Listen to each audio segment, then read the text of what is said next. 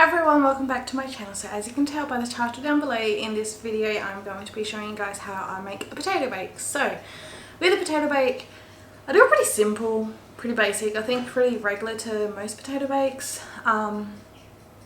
But this is just how I do it. It works for us, we really like it, and I thought I'd show you guys. Plus, Ruby, I know you're watching this one's finally for you. Sorry it has taken a while, but it's here now, so I hope you enjoy it and hope anyone else who's watching enjoys. If you try it, please let me know in the comments down below and we'll just get into the ingredients and then obviously we'll just make it. So for the ingredients, I am going to be using 6 pretty medium to large size potatoes. In the deli wrapper here I got some bacon. I got 2 rations of bacon. We're going to use some garlic, 1 onion, some cream. I probably used like 1/3 to 1/2. This is a 600ml bottle of cream. Obviously when I do use it I will tell you exactly how much I use. Some salt, pepper and just some mixed herbs. Oh, and obviously cheese, but that's still in the fridge. So very simple, very basic. You can obviously do it without bacon and onion and garlic, like frying that up, but I just feel like it adds so much better flavor and just like a nice surprise when you're eating it kind of thing. So if you do it, I do recommend to do it with the bacon, onion and garlic. It just makes it so much better. But obviously if you just want a standard basic potato bake, you don't need those. Okay, I totally thought I was filming, but I guess not. So I don't know when it stopped filming. Hopefully I haven't missed anything, but I will repeat what I just said anyway. Hopefully I didn't miss anything before that. But with potatoes, it doesn't really matter which potatoes you use. These are my go-to. I think they're called like the Crystal. I don't know exactly the name.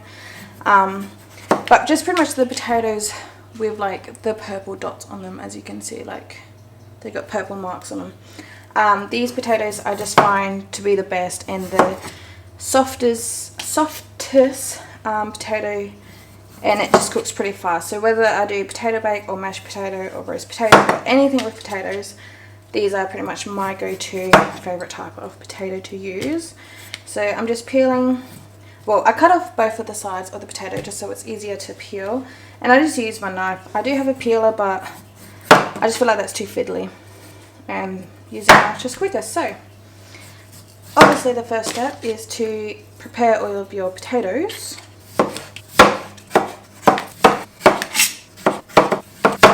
Alright, so now my potatoes are obviously all peeled. As you just saw, I want to cut them as thin as possibly can.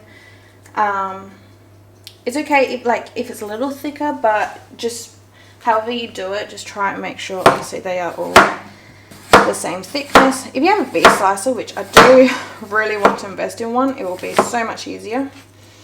But otherwise, yeah, you just cut. And the best thing as well with peeling the potatoes with a knife, generally there'll be like a flat surface to do this.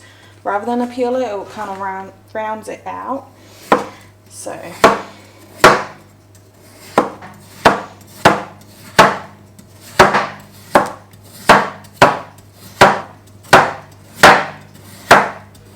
all the potatoes are sliced. I have just now turned on my stovetop to a medium-high heat, and that will be for the bacon, but I want the pan to be really, really, really hot before I fry the bacon.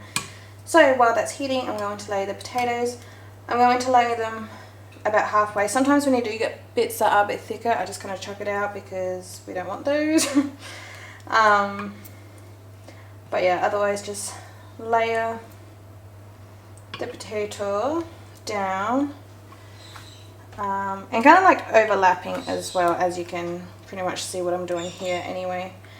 So it is a pretty self-explanatory kind of video to watch. Whoops. But you definitely don't. My biggest tip would be to not just like grab it and chuck it in and then spread it out, because your potatoes will still be stuck together. You're not going to get the sauce in between. It's not going to be as just pretty when it's cut and presented. I don't know, it just won't work. And then this way as well, with overlapping the potatoes, it leaves air gaps and like ways for the sauce to run down and get in between everything. So definitely just layer it one by one, and it does not take long at all to do so. Alright, so now that's about halfway, whoa, the sun. So now that's about halfway up of the tray. I'm going to leave it like that. Fry with my bacon and onion. I'm just going to dice up the bacon, dice up the onion, fry them up separate, and the garlic. Fry it all up separately.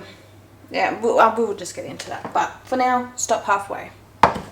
With the bacon, it was a full bacon rashers that I diced up myself, and it's given me about a cup of diced bacon.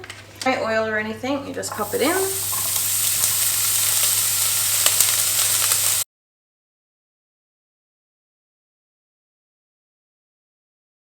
The onion and garlic mix in the bacon is just here because obviously I've taken it out one by one. I'm just going to give it a quick stir in here. So with the potato, just spoon and kind of sprinkle it all over. And now with the remaining sliced potatoes, just going to lay it up again.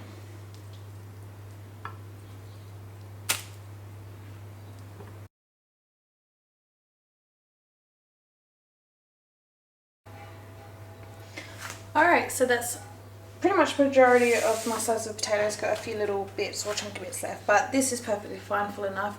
You don't want it right to the tippy top because obviously we're adding the sauce, which is going to bubble, and we're going to add cheese, but cheese will be later. So let's work on the sauce. So I'm not going to measure anything out, I'm just going to eyeball it, but I want about half of this container of cream or a little less, which might just go a little less. So that's about 1/3 of my container in a 600ml container. So what would that be? 200 mils?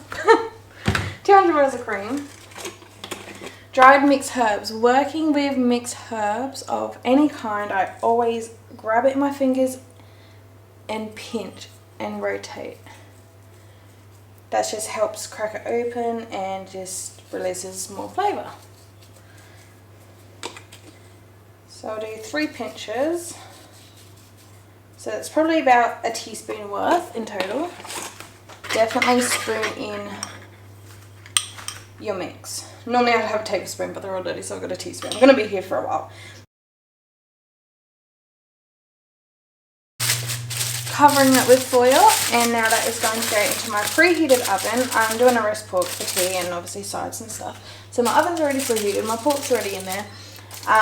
These two, this and the pork, are going to share the top rack. Or middle rack, that top one in my shelf because I got in my oven because I got 2. Anyway, it's going to go in the middle of the oven.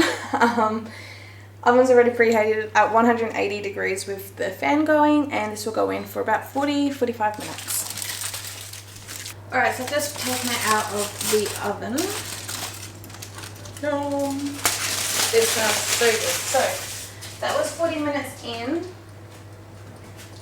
the oven. Now I got maybe about 1.5 cups of freshly grated cheese.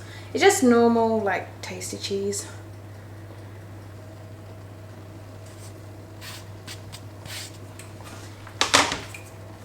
And then on top of the cheese, I'm just going to get more pepper. Now that's going to go back into the oven for another 30 to 40 minutes until it's completely melted and nice and crispy and brown and just delicious. But no foil this time, just completely open. So that is the potato bake freshly out of the oven now. It ended up being in for another 35 minutes.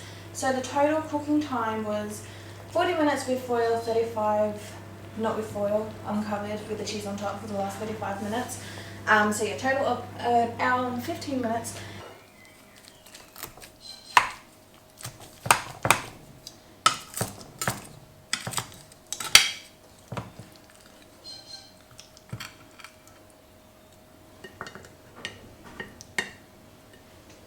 Alright, so that's my tea all plated up.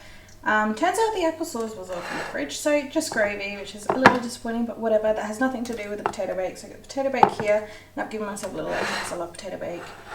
And yeah, all the extra bits that I have with it. So yeah, Nick piled on his potato bake. So between us, we used just under half. This will easily serve like a family of 4 or even 6 people, especially with all the extra sides we got. But yeah, we both just love potato bake, so we piled that on. So yeah, thank you for watching this video. I hope you enjoyed. If you like it, please give it a thumbs up, and I'll see you guys in my next video.